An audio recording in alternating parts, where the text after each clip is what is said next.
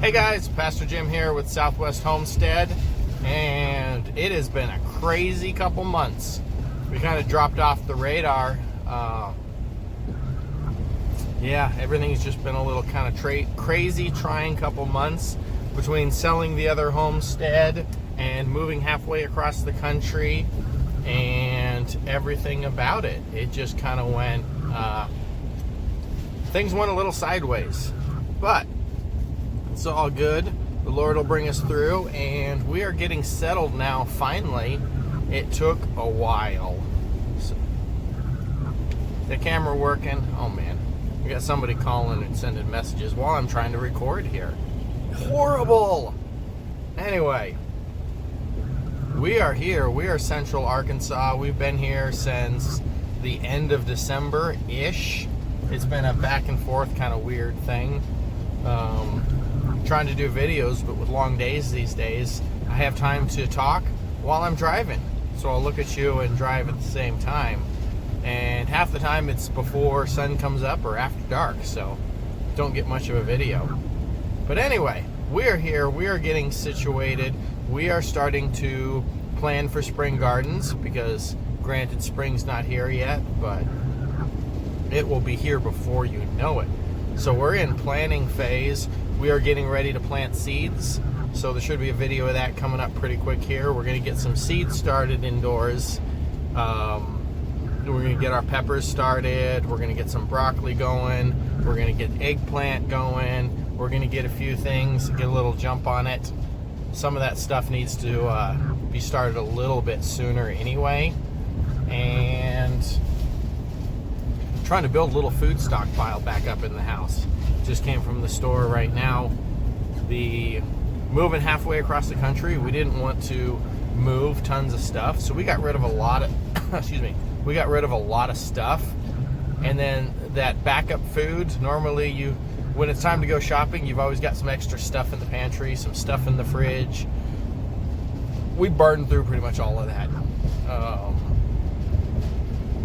It was a lot of stuff to move anyway. Trying to move a homestead halfway across the country is not easy by any means.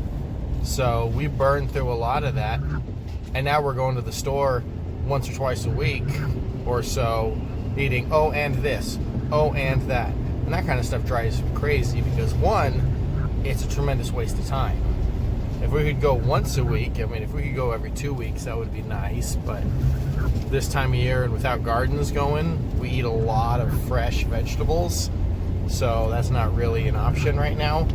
But if we can get it down to once a week, that would be ideal. So right now my wife just sent me a list of half a dozen things. We needed some avocados and apples and bananas and onions and sugar-free pasta sauce and that kind of stuff. Because most pasta sauces, if you didn't know, have tons of sugar and other stuff in them. There's a few brands that don't have a lot of extra stuff added that aren't in the realm of crazy expensive. I like Newman's Own. It's a pretty good pasta sauce, and it doesn't have a bunch of junk in it. It doesn't have the sugars added. It doesn't have all the preservatives and stuff that some of the other ones have. Let me watch where I'm going here. So she said to get a couple jars. I got 10. Been doing a little bit more of that lately. We need extra in there. We always need to have some stuff on hand. Having 2 little kids that just want to snack all the time, and then a couple preteens that just want to eat all the time, and then having dietary restrictions where there's a lot of stuff you can't eat, it makes it a little difficult, and a little difficult to get stuff quickly. So I try and, when I get stuff, have enough in there to last for a while. I hate being out of food. Food is just one of those things you never want to run out of. That's just a no-no. So we're building the food supplies back up a little bit.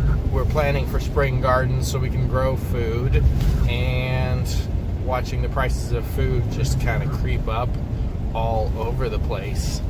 And that's kind of where we're at right now. We are still in the rental place.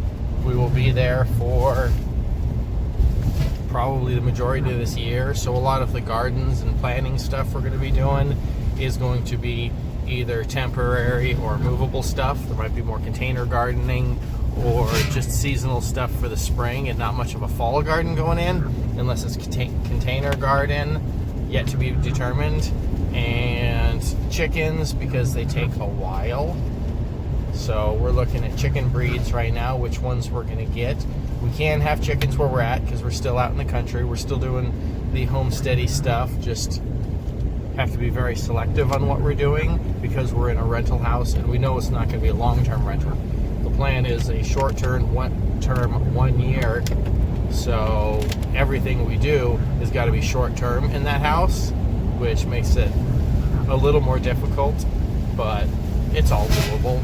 So we're working on short-term homesteading here while preparing for long-term getting the new place. By midsummer, we'll be seriously looking. We're kind of looking around and scouting areas right now. We want to see good areas, not so good areas.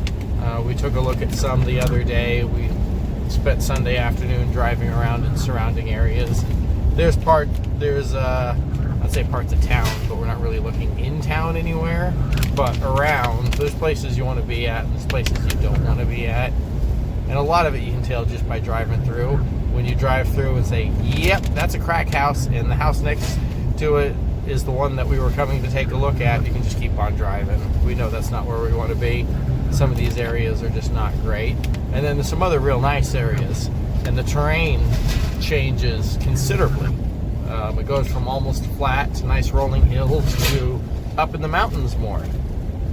So we've really been talking about that and how usable is the land. Not just land, but how usable is it? What's the terrain like? Is it gentle rolling hills? Is it flat land? Are you on the side of a hill where you've got 5 acres, but you can't do much more than goats because it's such a steep hill? And trying to put in planters or row crops is going to be extremely difficult. Everything's going to have to be terraced. Everything's just a lot more work to make it usable. That's kind of what we're looking at. We're taking all this stuff into account, and we're looking around and praying about it, and like brought us all the way out here. Where's the next couple steps? In the meantime, keep doing what we got to do. We got to grow some stuff here. We got to learn the new climate.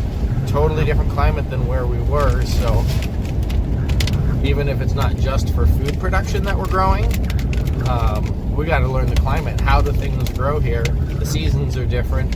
Everything is a whole lot wetter.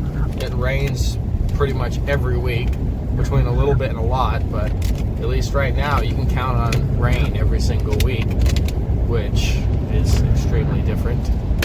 So bringing all that into account, consideration, and figuring out what we're going to do. But I am on my way home. Got to drop off some stuff and run back out and take care of some other things real quick before I can get back home and take care of the evening stuff. So it is definitely busy. It's been one of those things where you hit the ground running. We expected a nice little break between leaving over there and getting over here, and supposed to have a couple weeks where we could get situated and not have to rush to work, rush to the new job, and the way everything just builds up. It's like, but unfortunately, or fortunately, whatever, that's just not the way it happened. So it is what it is, and we will deal with it. We will keep on keeping on, and I will see you out there on the next one. Bless you guys.